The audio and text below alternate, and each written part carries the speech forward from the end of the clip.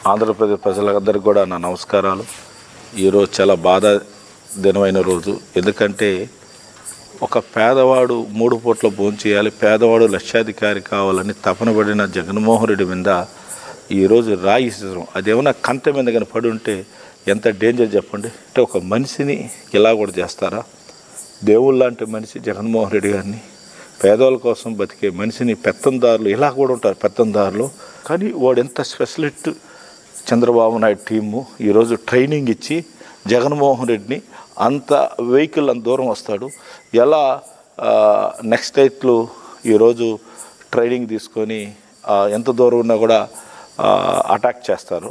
జగన్మోహన్ రెడ్డి మీద అంత లాంగ్లో కరెక్ట్గా కొట్టడం అనేది ఇది ట్రైనింగ్ తీసుకున్నది కుట్ర. ఇది నేను చెప్తున్నాను, ఒక్కరోజు ప్లానింగ్ కాదు, ఆయన బస్ యాత్ర రోజు నుంచి ప్లానింగ్ స్టార్ట్ అయింది. నిజంగా చెప్తా ఉన్నాను, పైన అమ్మవారు ఉన్నారు. మీరు చేసిన అటువంటి తప్పులు మీ కుటుంబాలు తగులుతాయి. చంద్రబాబు నాయుడు గారు గుర్తుపెట్టుకో, ఇంకా నువ్వు మారవు. నీకు రామారావు నిన్ను పోటు పడటం, ఎంతోమందిని పట్టున పెట్టుకున్నావు. జగన్మోహన్ రెడ్డి కూడా అలా పట్టున పెట్టుకోవాలంటే మేమందరం కూడా ఉన్నాం. ఈరోజు నువ్వేదో చేసి అలా ప్లాన్ చేసినావు, ఇది పద్ధతి కాదు. ఇస్తూనే ఉన్నాడు జగన్మోహన్, చెప్తానే ఉన్నాడు పెత్తందాలు ఇద్దాం అని ప్రూఫ్ చేశారు. కన్ను పోయింటే ఏంటండి, ఇక్కడ తగిలింది కాదు సరిపోయింది. ఒక్కరు కంటి లోపల పోయింటే కన్ను ఏం కావాలి అంటే ఏం చేయాలనుకున్నారు?